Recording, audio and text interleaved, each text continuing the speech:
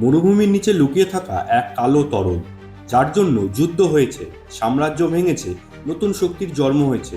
তাহলে প্রশ্ন হলো, কেন আজকের বিশ্বে এই তেলের ওপরে এত লড়াই? কেন বিশেষ করে ইউনাইটেড স্টেট তেলের বাজারের প্রভাব ধরে রাখতে চায়?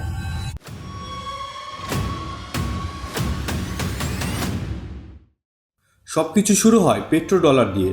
1970-এর দশকে ইউনাইটেড স্টেট ও সৌদি আরবের এক চুক্তির ফলে আন্তর্জাতিক বাজারে তেল কেনাবেচা শুরু হয় ডলারে। ফলে বিশ্বের প্রতিটি দেশকে তেল কিনতে হলে ডলার সংগ্রহ করতে হয়, আর ডলার শক্তিশালী হয়ে ওঠে বৈশ্বিক অর্থনৈতিক কেন্দ্র। কিন্তু ইতিহাস বলছে, যখন কোনো দেশ এই নিয়ম ভাঙার চেষ্টা করেছে, সেখানে নেমে এসেছে যুদ্ধের কালো ছায়া।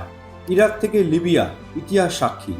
আজও এই লড়াই থামেনি। একদিকে রাশিয়ার পাইপলাইন কৌশল, আর অন্যদিকে পশ্চিমী নিষেধাজ্ঞা। এই রক্তক্ষয়ী তেলের তৃষ্ণা কি কখনো মিটবে, নাকি শক্তির এই নেশায় পুড়বে পুরো পৃথিবী?